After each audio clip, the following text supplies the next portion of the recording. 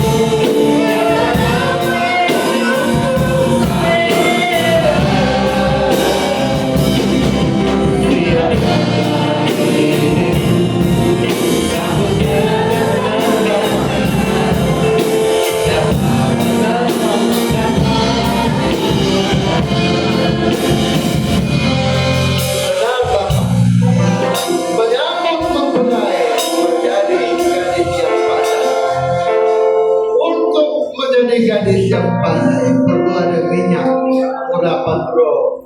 Kasihan kami Bapa, umat-Mu hadir pada hari ini. Biar Roh Kudus bersama kami, urapan memenuhkan ruangan ibadah kami, memenuhkan hati-hati kami, supaya kami menjadi gadis yang pandai.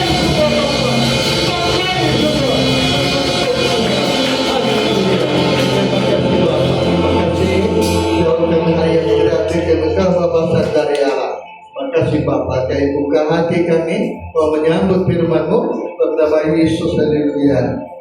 Amin. Silakan duduk. Hari ini kita ada tamu pendeta dari Bontang. Bontang kan ini. Ini kawan dulu, kawan lama. Waktu kami mulai kita latihan rebana, saya bawa Siro sama Lady untuk mereka latih rebana. Sekarang dia di Bontang di Indonesia. Dan hari ini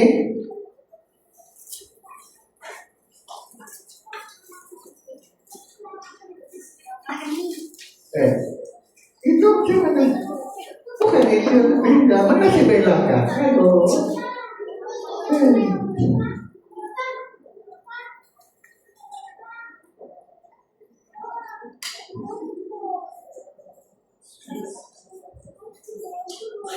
Oke, pada hari ini saya percayakan kepada hambanya ini dalam penyampaian firman Tuhan. Kita serahkan kepada hambanya Pendeta Lince Totongan. Dia punya bapak nih, bapak yang abang dia, kawan saya. Silakan. Oke.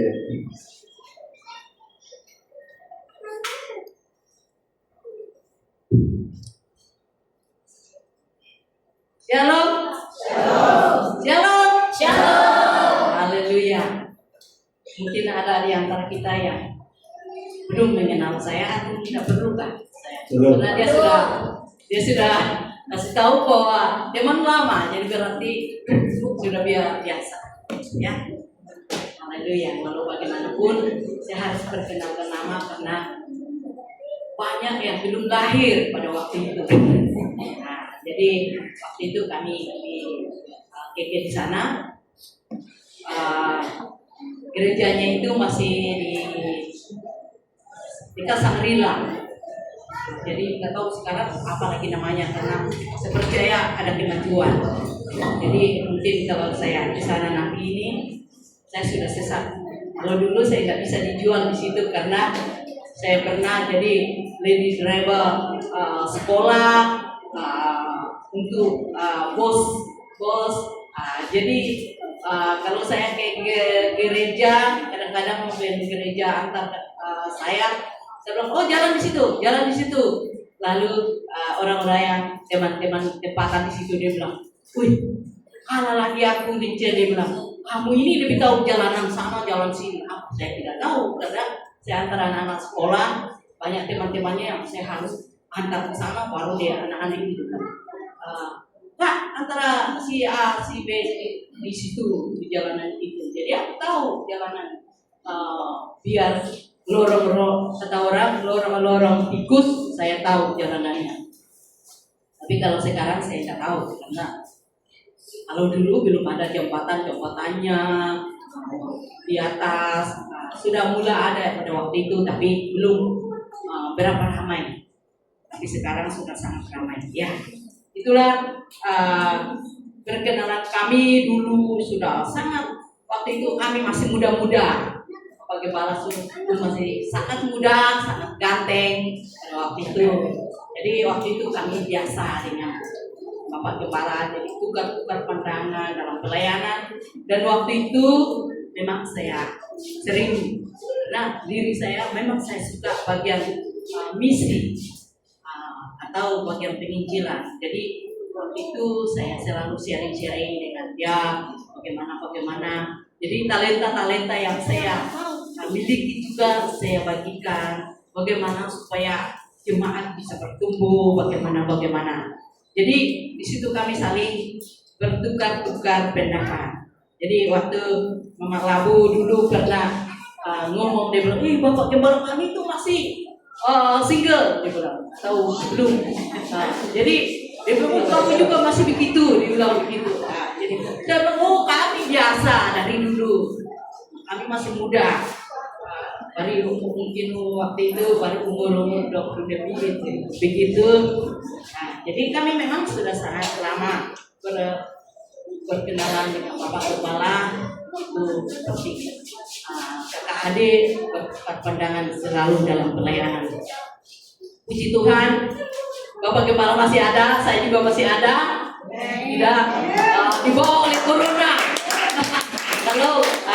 tahun-tahun yang lalu, ya apa yang sangat menakutkan banyak orang waktu terjadi satu malah bisa dikatakan maut, yaitu penyakit corona. Waktu itu saya masih sempat datang itu tahun 2019 bulan 12. Jadi waktu tahun 2020 sudah banyak saya masuk, sudah mulai orang sudah takut-takut pada waktu itu.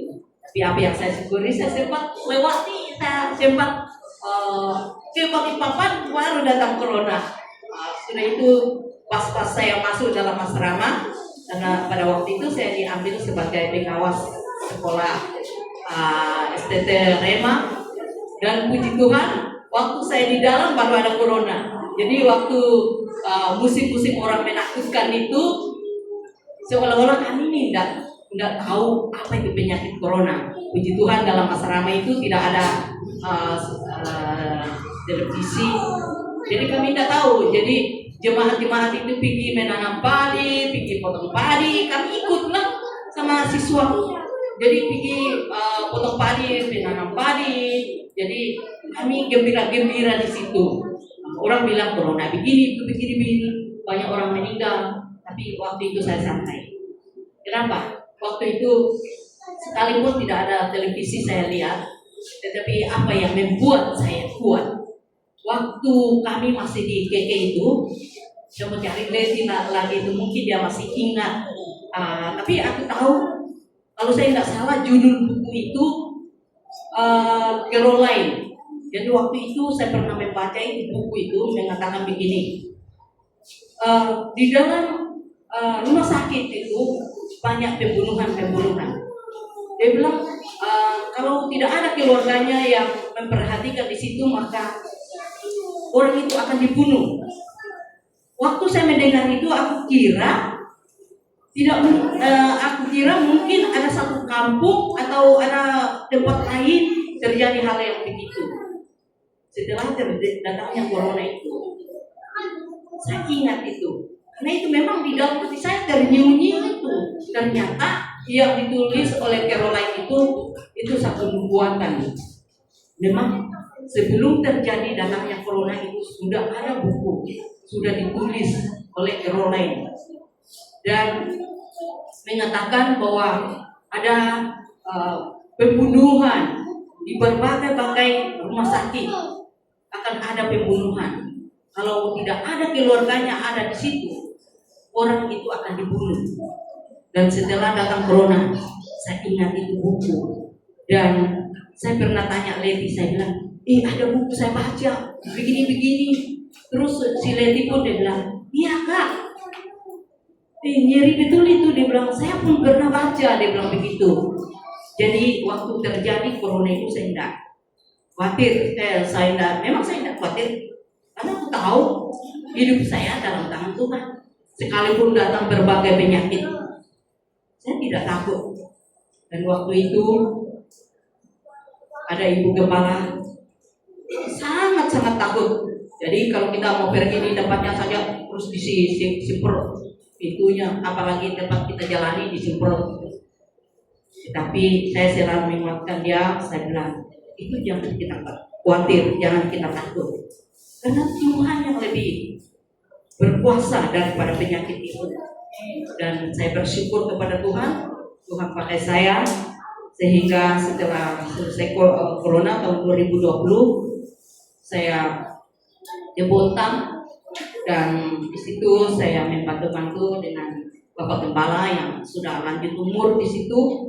Sudah umur dia sudah 84 tahun. Tapi mau sudah 85, tapi dia masih kuat. Dia bawa motor kemana-mana, pergi kunjungi jemaat atau pergi ibadah. Dia masih cuma ke jemaat yang khawatir karena umurnya sudah begitu. Tapi dia masih bawa motor. Dan itulah kesaksian saya bahwa pada waktu itu juga rencana saya bulan Januari itu mau ke sini. Bulan 12 saya mau ke sini. Akhirnya saya bilang, sebelum alangkah baiknya saya mau ke Toraja dulu ketemu sanak saudara keluarga saya, dan puji Tuhan apa yang terjadi di tanah Toraja, di mana Tuhan kirim saya ke tempat-tempat yang saya pelayanan, dan puji Tuhan apa yang saya tidak pernah pikirkan, Tuhan yang utus saya ke tempat itu. Dan sehingga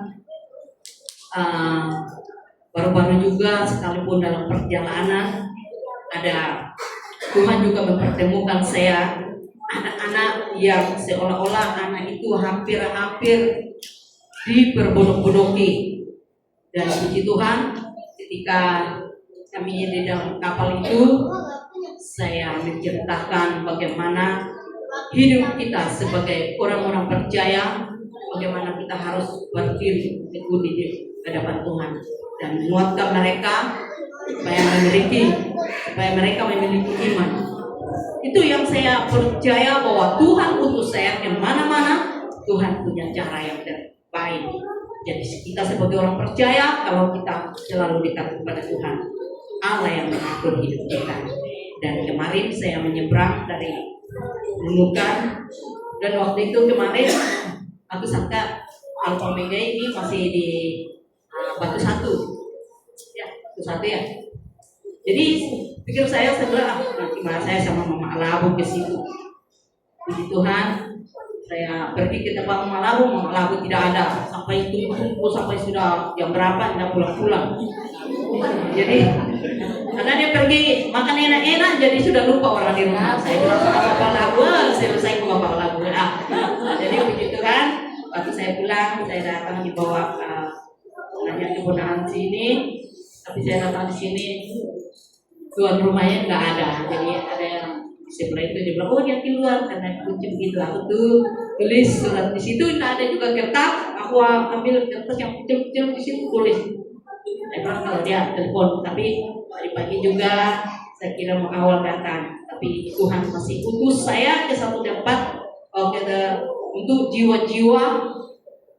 Akhirnya saya bisa melayani waktu itu. Puji Tuhan, itu saya ada agak lambat datang, tapi saya sempat melayani satu ibu. Puji Tuhan utus saya ke tempat itu untuk jiwa-jiwa itu. Dan puji Tuhan, hari ini kita boleh bersama-sama. Saya perkenalkan diri saya sekarang bahwa saya Lince Totongan. Sebenarnya itu nama palsu lah, itu Lince.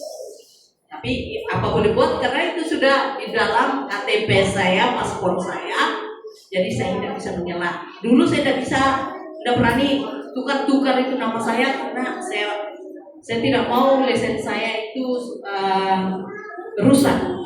Jadi saya harus pakai itu saja. Jadi sudah masuk pakai komputer sudah. Jadi waktu pulang itu saya tidak tukar lagi. Jadi sebenarnya nama asli saya Cinlina Totongan. Jadi waktu itu ditukar oleh imigrasi atau kantor polisi, karena dia bilang ini seperti nama-nama Cina. Jadi ditukar. Jadi pengurus itu dia bilang, tidak apa-apa, yang penting kita tahu nama kita. Oke lah, aku bilang itu. Tapi saya lebih senang dipanggil Nina, karena itulah pemberian orang tua saya. Saya menghargai karena itu satu pemberian nama dari orang tua saya, dan saya menghargai itu. Sekalipun saya selalu dipanggil Lince, tapi yang penting aku tahu itu sebutan nama saya. Haleluya. Nah, itulah kesaksian saya. Doakan saya supaya Tuhan terus pakai saya, terutama kita sama-sama belajar firman Tuhan ini, supaya firman ini dapat menguatkan saya juga, kita semua, bukan saudara saja, tetapi saya juga harus diberkati firman Tuhan. Itu kerinduan saya. Mari kita sama-sama belajar dari firman Tuhan. Kita buka dari Amos pasal 5 ayat 4. Judul berikutnya di atas, jalan yang menuju hidup. Di sini dia mengatakan di sini, Sebab beginilah firman Tuhan kepada kaum Israel. Carilah aku, maka kamu akan hidup. Ini firman Tuhan sangat jelas bagi kita semua. Bahwa carilah aku, maka kamu akan hidup. Jadi kalau kita tidak mencari Tuhan, maka hidup kita itu sekalipun dikatakan kita hidup, tetapi hidup kita sebenarnya sudah mati. Seperti kita berjalan tanpa roh, kita berjalan begitu, tetapi kita kosong. Kenapa dikatakan di sini bahwa carilah aku, maka kamu akan hidup? Ini dari Amos, ini firman Tuhan sangat jelas kepada kita. Wah, tanpa kita mencari Tuhan, maka hidup kita ini adalah sia-sia.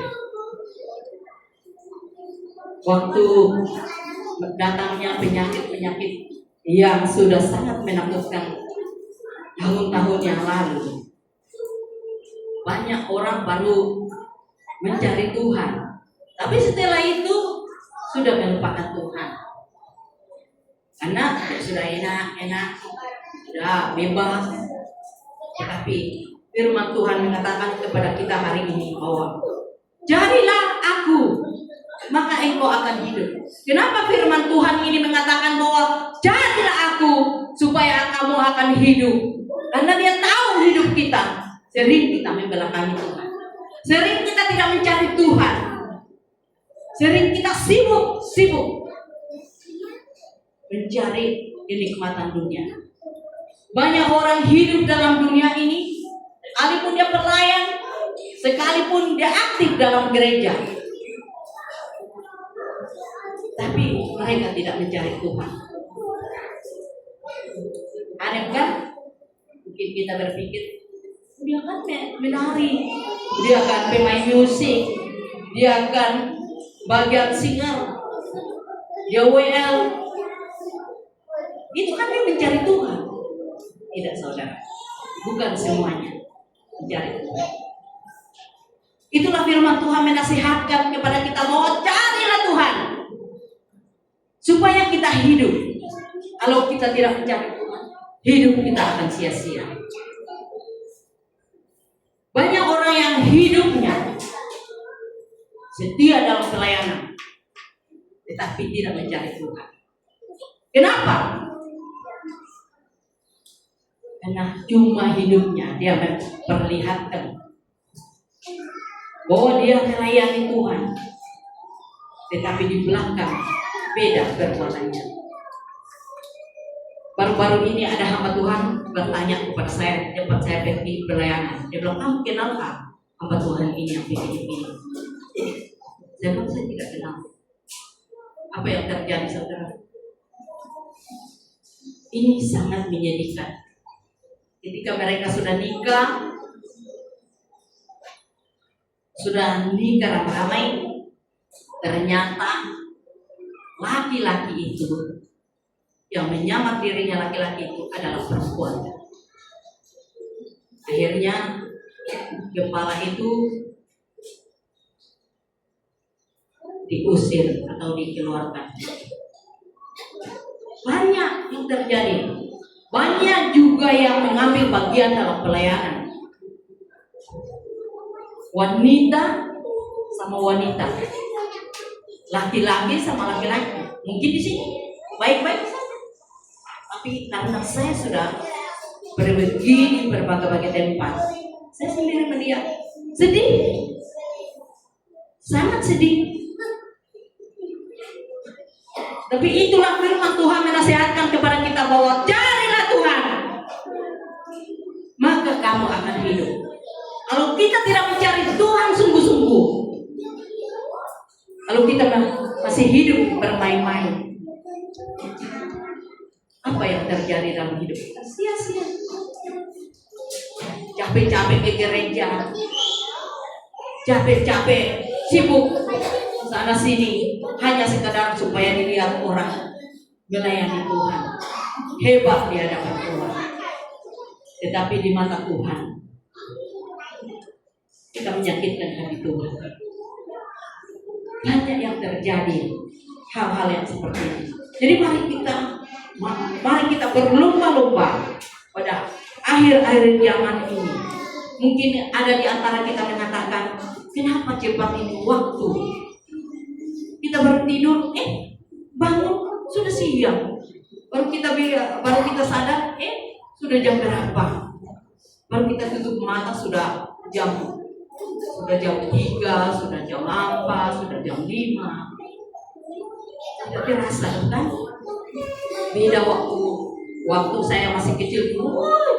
Kalau dalam satu hari itu seolah-olah jam itu semakin memanjang. Akhirnya selalu saya tanya dengan bapak saya, berapa lama lagi kita tidur baru pasar? Karena ingat gue hanya 1 biji kacang tanah itu yang ditunggu-tungguin, kasihan. Sudah bangun pagi, tanya lagi, Pak, berapa kali lagi kita tidur baru pasar? Karena tidak tahu itu perhitungannya, maka kita tanya begitu, berapa kali lagi kita tidur supaya pasar? Baru dikasih tahu, sekian lagi. Bangun lagi, tanya lagi. Itulah waktu itu masih panjang. Jadi memang sangat lama. Tapi sekarang coba bayangkan, waktu bangun pagi mungkin baru duduk mungkin baru duduk, sudah jam 7 baru bikin air, belum selesai habis minum, sudah jam 8, kan? Cepat waktu dan tidak mengherankan. Firman Tuhan mengatakan, kalau tidak dipersingkatkan, maka tidak ada manusia yang selamat.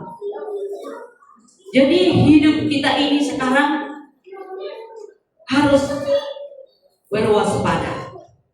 Harus kita persiapkan diri kita. Kalau tidak, kalau kita cuma hidup santai-santai saja, panggilan Tuhan itu tidak memilih tua muda, kaya miskin. Ada orang yang sementara mimpi puji-pujian, Tuhan panggil. Ada yang sementara sampaikan firman Tuhan, Tuhan panggil. Tapi itu bagus. Tapi kalau kita sibuk masih jadi lesbi atau sibuk dalam hal-hal dosa yang lain, mungkin kita bilang, Bapak Kepala tidak lihat, Ibu Rohani tidak lihat, si Anda lihat. Lalu kita santai-santai melakukan itu. Lalu tiba-tiba Tuhan panggil. Lalu kita mengatakan kepada dia, saya sudah berdoa, saya rajin di gereja, saya pemain musik, saya pemain rebana, saya bagian singer WL. Kenapa Tuhan? Lalu kita mempersalahkan Tuhan. Tetapi firman Tuhan hari ini mengatakan kepada kita, jadilah aku, maka engkau akan hidup. Mari kita benar-benar mencari Tuhan, supaya jangan kita tertipu. Karena orang yang sibuk, orang yang hidup dalam daging itu, dikatakan firman Tuhan, tidak mungkin berkenan di hadapan Tuhan. Mari kita baca di dalam Galatia pasal 5.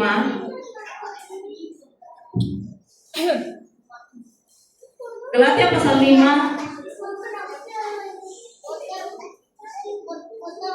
ayat yang ke-19. Dikatakan di sini, perbuatan daging telah nyata, yaitu percabulan, kecemaran, hawa nafsu, penyembahan berhala, sihir, perseteruan, perselisihan iri hati, amarah, kepentingan diri sendiri, percideraan, roh, pemecah, kedengkian, kemabukan, pesta pora, dan sebagainya. Terhadap semuanya itu kuperingatkan kamu seperti yang telah kubuat dahulu. Ini dari Rasul Paulus, bahwa barang siapa melakukan hal-hal yang demikian, ia tidak akan mendapat bagian dalam kerjaan Allah.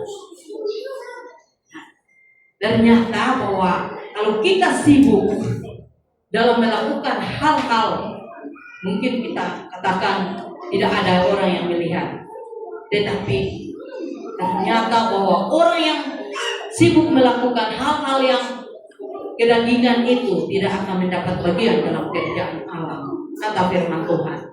Ini bukan dari saya. Ayat 22, tetapi buah roh ialah kasih, sukacita, damai sejahtera, kesabaran, kemurahan, kebaikan, kesetiaan, kelemah lembutan, penguasaan diri. Tidak ada hukum yang menentang hal-hal itu. Itulah perbuatan roh. Tetapi kalau kita masih nyenyak hidup dalam kedagingan, itulah apa yang kita akan tuai, kengerian. Jadi sekali masih ada waktu dan kesempatan, hari kita pergunakan waktu-waktu yang ada supaya jangan kita terbedaya, karena kita akan mengalami penganiayaan. Jadi orang yang tidak dipimpin roh Allah itu, sekalipun dia seorang pelayan hamba Tuhan dan sebagainya, kalau kita tidak hidup di dalam Tuhan, sia-sialah hidup kita.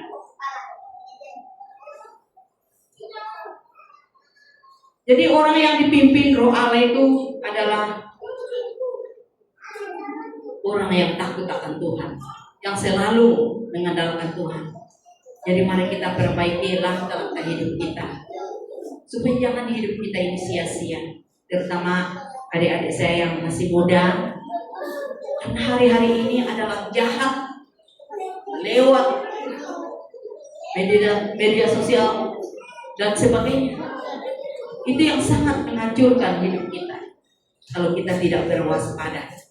Jadi mari kita pergunakan waktu-waktu yang ada, karena hari-hari ini adalah hari-hari yang jahat.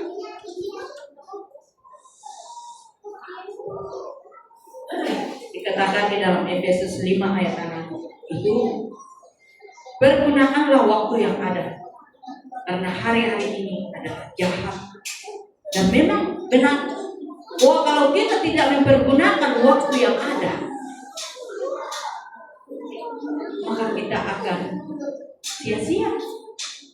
Sekalipun kita selalu datang kepada Tuhan, tapi sudah itu kita buat lagi. Nanti kita bilang, nanti aku berdoa, minta ampun kepada Tuhan, Tuhan akan mengampuni saya. Pernah terjadi, ada satu siswa mengatakan kepada saya begini, "Tante, kau tahu kan itu si A? Kenapa dia nangis teriak-teriak begini? Karena dia begitu." Saya bilang, "Kenapa?" Dia bilang, "Dia lakukan begini." Terus saya bilang, "Bagaimana kau tahu?" Kan saya tanya dia, "Kenapa kamu nangis terus berdoa? Kenapa kamu berteriak-teriak?" Lalu saya tanya lah, "Kenapa kamu?" Baru dia kasih tahu, "Saya pernah lakukan begini." Nah, itu siswa dalam asrama, tapi dia masih melakukan hal yang tidak senonoh. Jadi saya kasih tahu kepada kita semua, Bapak Ibu, adik-adik sekalian, bahwa dosa itu tidak memilih tua muda, kaya miskin, hamba Tuhan, siapapun. Dosa itu tidak memilih siapapun. Tetapi kita orang yang takut akan Tuhan, dikatakan di dalam firman Tuhan tadi bahwa mari kita hidup takut akan Tuhan. Mari kita pergunakan waktu yang ada, karena hari-hari ini adalah jahat. Yang seperti dikatakan di dalam Amos itu, mari kita pergunakan supaya jangan kita terbedaya. Sebab hari-hari ini sangat jahat lewat HP dan sebagainya. Yang seperti yang saya katakan tadi, cewek-cewek apa itu, apa yang terjadi? Kasihan dia. Ini sarjana ini 2, satu tamatan SMA, yang satu itu saya tidak tahu. Nah, tapi hampir puji Tuhan, Tuhan utus saya ke tempat itu, lalu saya tegas di situ. Saya bilang, kalau kamu lakukan ini dengan orang itu, saya akan viralkan. Saya bilang begitu. Lalu orang itu dia bilang, jangan tante, buat begitu. Saya bilang, ya, terpaksa saya lakukan ini. Kalau kamu tidak melaksanakan tanggung jawab kamu, masa kamu mau kasih begini? Lalu orang itu melakukan, ya puji Tuhan, semuanya berjalan dengan baik. Jadi memang sekarang ini dunia, bukan dunia, manusianya yang sangat jahat. Jadi kalau kita tidak mempergunakan waktu yang ada, maka hidup kita itu akan sia-sia. Demikianlah firman Tuhan sangat singkat. Kiranya firman ini dapat membantu, dapat menolong kepada kita semua, supaya kita senantiasa takut akan Tuhan, supaya kita bisa hidup. Kalau kita membanggakan diri kita bahwa saya ini masih muda, saya ini masih sehat, kalau kita mempergunakan itu salah, maka hidup kita adalah sia-sia. Puji Tuhan, lewat kesaksian saya ini, lewat firman Tuhan ini, kiranya firman ini dapat membantu kepada kita semua, supaya kita selalu siap sedia. Saya melihat di sini sangat ramai, puji Tuhan. Tapi mungkin saya rasakan ini satu, saya kasih masukan, kalau bisa yang sudah lama melayani Tuhan, ya sekalipun tidak berdiri di situ kan masih kosong, berdirilah, sambutlah kami, sambutlah tamu. Seperti saya sebagai hamba Tuhan, saya masuk pun loh, tidak ada penyambutnya, ya itu masih ada kurang. Nah, jadi saya lihat ini, ya bapak-bapak ibu mantap semua, puji Tuhan, perbaiki supaya kalau masuk itu siapa yang duluan datang berdirilah di depan itu. Tidak perlu di luar, karena mungkin di luar bilang kepanasan. Di dalam disitulah shalom, puji Tuhan. Silakan cari tempat duduk. Ya, kalau ada yang masih baru itu ya cari ke tempat duduk. Ya, tidak mungkin kamu tidak kenal yang mana yang baru, mana yang lama. Itu sudah tahu semua kan? Jadi perhatikan itu jiwa-jiwa mana yang lama, mana yang baru. Jadi kalau umpamanya saya ini kan jemaah-jemaah biasa itu waktu itu aku udah mau masuk kedua kalinya itu, masa kita disuruh duduk sembarangan saja, tidak diterima. Jadi itu penting. Nah sebagai gembala saya juga kami selalu sehati sepikir dalam pelayanan. Jadi kalaupun mungkin Bapak Gembala yang tidak memberitahukan ini, saya diutus Tuhan untuk memberitahukan kepada jemaat supaya ambillah bagian di dalam pelayanan, supaya jangan hanya masuk santai dulu baru cerita. Jadi saya sangat bangga Pak pelayanan Bapak Gembala tadi sebelum jam 10 sudah di sini pimpin puji-pujian. Jadi kita sebagai jemaat itu waktu masuk itu masuk dalam penyembahan puji-pujian yang dipimpin oleh Bapak Gembala, atau ada yang sebagian dalam doa mendoakan yang dari perjalanan supaya sampai dengan selamat. Jadi kita ini semua bergandeng tangan, terutama sebagian yang jadi penyambut di situ.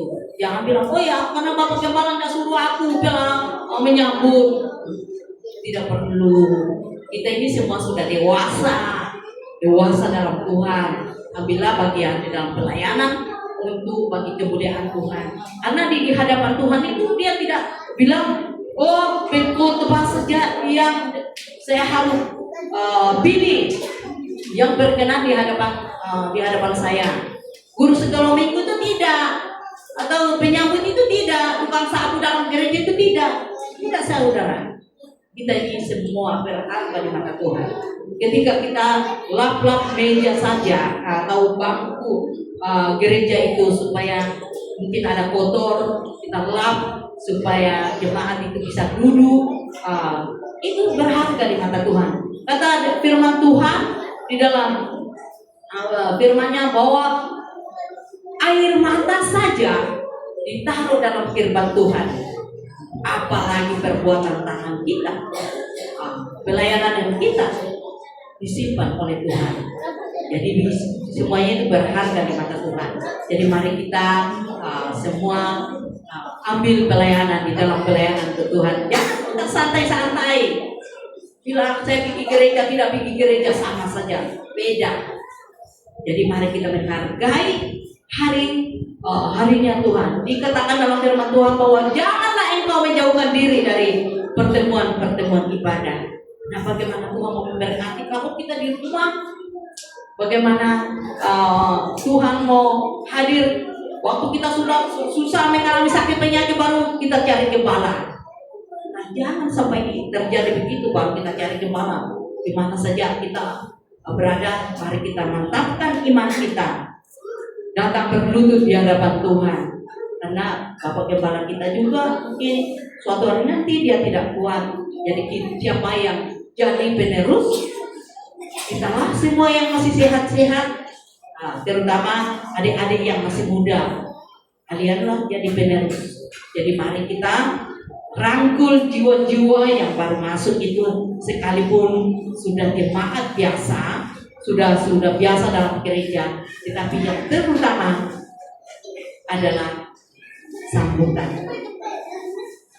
Jadi mari kita pergunakan waktu yang ada, sekalipun sebagai penyambut, tetapi berharga. Demikianlah firman Tuhan. Kiranya firman ini dapat membantu kita semua dan memberkati kepada kita semua. Saya serahkan kepada Bapak Gembala. Kalau dia mau tambah, dapat tambah.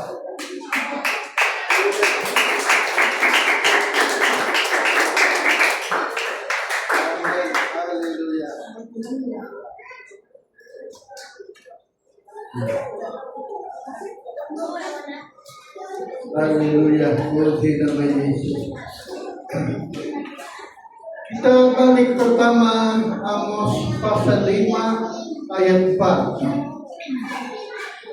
Sebab beginilah firman Tuhan kepada kaum Israel, carilah aku, carilah Tuhan, maka kamu akan hidup. Supaya kita hidup terus.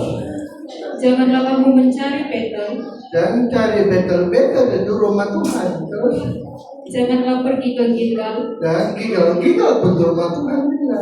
Dan janganlah menyeberang ke Beersheba, dan pergi Beersheba, sebab Gilgal pasti masuk ke dalam pembuangan, dan Betel akan lenyap. Berarti kita ke gereja, tetapi di gereja cari Tuhan. Macam mana? Mana itu Tuhan? Tuhannya mana? Tuhan itu Roh. Roh Kudus itulah Tuhan. Betul kan? Betul. Yohanes 4 ayat yang ke 24. Allah itu Roh. Allah itu Roh. Allah itu Roh. Berarti yang dicari Roh Kudus. Lebih zaman kita ini, banyak orang menyebut Tuhan ataupun merasa Allah Tuhan bersama mereka. Tapi Tuhan yang benar adalah Roh. Kita harus mencari Roh Kudus. Bagaimana kita tahu ada Roh? Nah, inilah masalahnya. Bagaimana kita tahu ada Roh? Senang saja.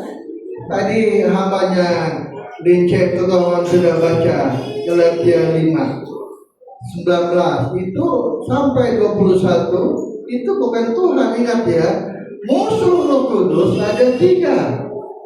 Memuaskan daging, memuaskan mata, sombong. Tapi kalau kita sombong, memuaskan daging, memuaskan mata, biar kita beribadah, Tuhan tidak bersama kita. Tidak ada Tuhan. Sebab Tuhan itu roh. Nah, itu sebabnya tadi dibilang sudah Galatia 5:22 bahwa roh itu adalah kasih, damai sejahtera. Kasih, sukacita, damai sejahtera, kemurahan, kebaikan, kesetiaan, ketekunan, penguasaan diri. Ada 9 roh. Ini baru Tuhan. Untuk mau tahu kita di Tuhan, senang saja. Ada kasih, nah, ada roh, ada sukacita, ada kemurahan, ada inilah roh. Roh itu membuat kita setia. Roh membuat kita mengasihi, membuat kita sukacita. Kadang-kadang saya terpaksa masuk dalam pujian, kalau saya merasa saya perlu menyebut Allah itu roh itu apa hobinya, ayo. Apa senangnya roh? Apa sukanya roh? Dipuji-puji, dipuja-puja. Apabila pujian kita memuliakan Tuhan, saya rasa dipuji-puji, turunlah dia bersama kita. Berarti ada sudah Tuhan, ada sudah Allah bersama. Saya mau dibacain Yohanes pasal 7 39. Yohanes pasal 7 39. Yang dimaksudkannya lah ialah Roh yang akan diterima oleh mereka yang percaya kepadanya. Roh itu belum turun. Sebab roh itu belum datang. Kenapa roh belum turun? Karena Yesus belum dimuliakan. Berarti kita harus memuliakan Tuhan. Makanya nyanyi saja. Nyanyi macam mana? Memuliakan Tuhan. Nyanyi dari hati. Apa lagu saja. Gunakan lagu itu menjadi kata-kata kita untuk memuliakan. Tuhan merasa, mereka memuliakan aku. Tuhan merasa dia dimuliakan, turunlah dia, hadirlah dia. Bukan sebuah pujian, sebabnya menyanyilah dari hati. Bukan mulut kumat kami, hati menyanyi. Macam mana hati menyanyi? Menggunakan lagu-lagu tersebut untuk memuliakan, memuji, memuliakan Bapa. Lagu baru kah, lagu lama kah, sama saja. Sama saja, tapi apa kita menyanyi dari hati? Ini persoalannya. Nah, kita sudah biasa menyanyi. Saya pendeta sudah lama. Di tahun 38 tahun saya pendeta, tua sudah menyanyi. Tapi boleh saya sadar, rupanya Allah itu roh. Roh Kudus bersama kita, membuat kita mengasihi Tuhan. Nah, membuat kita ada sukacita, membuat kita ada damai. Ada sukacita, ada damai. Kalau kita leceh, bukan saya tidak suruh mereka pergi depan, sudah. Tapi 1 hari 2 hari seminggu hilang lagi dia, balik duduk di bawahnya. Nanti diusir lagi tiap tahun, pergi lagi dia. Nanti 2 minggu, 3 minggu, double lagi dia. Kenapa? Ada roh. Kalau ada roh yang dorong kita, maka kita setia akan melayani orang. Selamat datang Bu, dengan senyum, giginya kasih buka. Buka giginya, buka. Kenapa? Orang senang. Apa yang saya bilang itu betul. Orang tidak rasa terhormat, tidak rasa dikasihi. Inilah belajarlah kita supaya bukan saya tidak sudah berkali-kali sudah, tapi saya puji untuk taman gaya pula. Waktu kita di Kuara orang lagi pindah sini, aduh jangan datang ke parkir pun susah, jangan jauh, lepas sini dipanggil kata, datang, dia bilang tuh.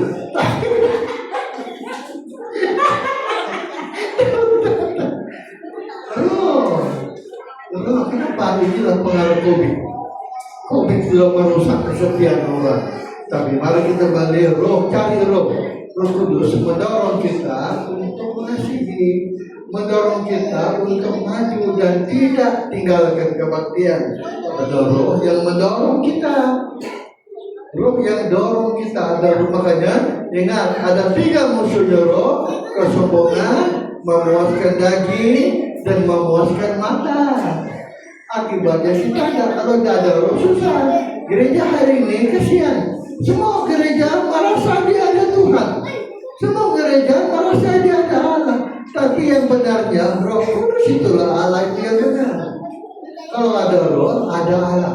Tidak ada roh, inilah membuat kehidupan kita suasananya mati. Tanpa roh mati menurut 2 Korintus pasal 3 ayat 6.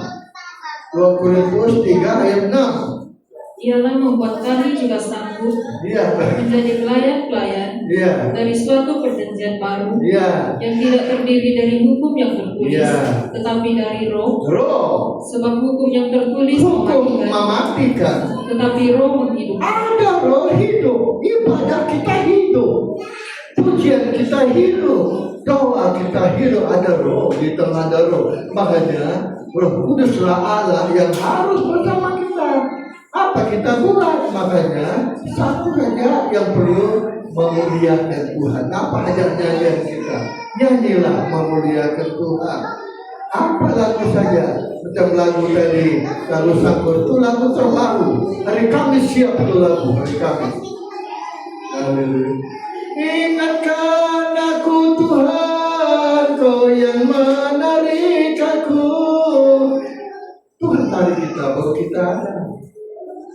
Tuhan tarik kita, baru kita ada. Kenapa Tuhan? Siapa kita manusia? Makanya kembalilah firman itu lalu. Bersyukurlah kepada Tuhan. Jangan kita lupa itu. Jangan kita lupa bersyukur kepada Tuhan. Sebab Dia yang menolong kita. Dan kita masih ada. Kita masih ada. Saya merasa saya ini selalu dibayang imam. Kenapa saya bilang bayang-bayang mau? Sebab berapa minggu yang lalu saya badminton, tapi saya tidak mampu main. Bayangkan, satu game saya tidak mampu main. Saya pindah sesak. Terus saya jumpa dokter, kenapa napas saya sesak? Saya tidak mampu main. Dokter periksa darah kau kental. Akibatnya darah tidak lancar pergi jantung. Setelah napas periksa mati saya, lemah jantung sudah pilih. Lama sudah aku mati. Kita senantiasa diberi maaf. Saya tidak peduli. Mati-matilah, tidak peduli. Yang penting saya bersama. Tidak peduli saya. Yang penting saya harus memuliakan Tuhan. Saya tahu Tuhan mau saya supaya saya berhenti main badminton. Supaya saya tetap fokus kepada Tuhan. Tidak peduli mati hidup dalam tangan Tuhan. Tapi yang perlu Roh Kudus kita. Apa yang kita buat? Ingat, Allah itu roh. Apa kita buat? Allah itu roh. Terus kita harus jangan mendukakan roh, jangan memadamkan roh, jangan melawan roh. Tadi saya baca tadi Galatia 5:12, itu jangan melawan roh, jangan melawan. Nah, kalau kita membaca Efesus 4 ayat 30, jangan mendukakan roh. Nah, jangan melawan roh. Kalau begitu, roh itulah Allah yang tidak boleh kita padamkan, tidak boleh kita lawan, tidak boleh kita dukakan. Kenapa? Itu sebabnya kita harus melayani roh, melayani perasaan roh, menjaga perasaan roh. Kita harus mencontohi orang bercinta. Orang bercinta itu menjaga perasaan. Jangan kekasihnya duka cinta duka. Jangan mendukakan kekasihnya. Mulut mau dijaga, tidak mendukakan Roh Kudus. Jaga mulut dan perasaan supaya Roh Kudus senang. Tidak kita mendukakan roh, tidak kita melawan roh, tidak kita memadamkan roh. Menjaga perasaan roh supaya roh yang senang dengan cara kita hadirlah Dia. Ada Tuhan, inilah Tuhan, carilah Tuhan. Saya selepas kena COVID, baru saya paham macam mana melayani Tuhan. Allah mengajar saya cara melayani Tuhan, melayani perasaan roh. Sebab roh itulah Allah sendiri yang tidak boleh kita dukakan. Semua pendeta boleh khotbah, tapi tanpa urapan, tak ada apa-apanya. Kalau ada roh, Biarpun khotbah kita tidak bagus, tapi ada roh hidup khotbah kita. Orang terima senang, ya betul. Amin kata orang. Amin kata orang. Amin kata orang. Sebab zaman dulu, jadi biarpun tak disuruh berdiri itu, dia pergi sendiri. Dia pergi sendiri. Roh yang suruh. Kalau saya suruh, boleh-boleh. Dah. Kau dah juga mau. Satu hari ke depan dah. Kalau roh yang suruh sudah itu, mesti dia terus sudah itu. Kalau begitu, roh itulah Allah. Allah suruh. Jadi belajarlah tidak melupakan roh. Lebih daripada itu, siapa yang tolong kita terbang? Roh. Siapa tolong kita naik? Roh. Jadi Roh Kudus itulah Allah, harus kita layani, harus kita tidak mendukakan Roh. Haleluya. Kita menjaga perasaan Roh supaya Allah Roh ada bersama kita. Saya bilang juga tadi, syukurlah Tuhan kasihan saya. Kasihan. Diizinkan mau mati dulu kena COVID. Belajar. Waktu itu saya bertanya, Tuhan, waktu di COVID, kau tahu gak macam mana? Saya 21 hari di ICU. Hari-hari orang mati. Sebelah mati. Saya tanya Tuhan, saya mati gitu ya? Tidak. Tapi syaratnya ada. Melayani, beribadah, ikut pimpinan Roh. Oke. Mulai aja saya khotbah. Sejak 2021, khotbah Roh. Khotbah Roh. Saya sedang memelina. Dulu dia firman. Sekarang melina sudah roh. Ini saya kenal. Saya memang biasa itu. Biasa. Firman. Semua orang bilang firman. Kau boleh bilang ada firman, ada roh. Itu tidak benar. Tidak benar. Roh itu lain. Firman lain. Belajarlah untuk jangan mendukakan roh. Supaya Allah yang adalah roh ada bersama. Inilah jaminannya. Roh itu jaminan. Efesus 1 ayat 13 saya mau dibaca. Kita baca bersama-sama ini. Haleluya. Efesus 1 13. 1, 2, 3. Bilang dia, kamu juga karena kamu telah mendengar firman kebenaran, jadi Injil keselamatanmu. Bilang dia, kamu juga ketika kamu percaya dimeteraikan Roh Kudus yang dijanjikannya itu. Kasih pindah. Dan Roh Kudus itu adalah jaminan bagi kita sampai kita memperoleh seluruhnya, yaitu penebusan yang menjadikan kita milik Allah. Untuk coba bayangkan, mana ada firman jaminan? Roh saja ada jaminan. Kalau begitu ada roh, ada jaminan kita masuk surga. Tanpa roh kita tidak boleh masuk surga. Firman saja, firman, semua orang ada firman, Pak. Saya tidak setuju kalau orang bilang di mana firman ada, sana ada roh. Tidak boleh. Macam mana kan utara sahabat? Alicia tahu ni. Saya dulu saya ingat satu kata Alicia, saya tak bisa lupa.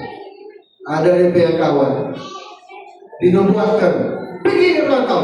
Alicia punya kata pergi ke rantau. Kawannya mau pergi. Kenapa dia pergi rantau? Tidak ada uang ni. Tidak ada uang pergi rantau. Tuan suruh tadi bang. Tuan suruh pergi rantau. Macam mana? Tidak ada uang ni. Naik sajalah. Ada juga seorang pendeta di Australia. Ada. Sampai di sana, kalau ada Tuhan bilang, dia bilang, Tuhan, saya tidak ada duit ini di Australia. Tapi sampai di airport, kau tahu apa dia bilang? Antar saya gereja yang paling dekat. Sampai di airport, dia naik taksi. Pergi mana? Gereja yang paling dekat. Sampai sana, kau tahu itu pendeta bilang, itu taksi bilang, mau bayar, saya tidak ada duit. Saya tahu kau tidak ada duit. Kenapa? Saya mimpi semalam. Tuhan bilang, kalau ada orang naik taksi kau, antara yang paling dekat, jangan kau minta uang. Lucu. Jadi orang kuduslah jaminannya. Ini sebabnya, mari kita belajar, jangan padamkan roh, jangan dukakan roh, jangan melawan roh. Semua kita berdiri, kita menyembah kepada Tuhan. Roh Kudus, firman-Nya Roh Kudus.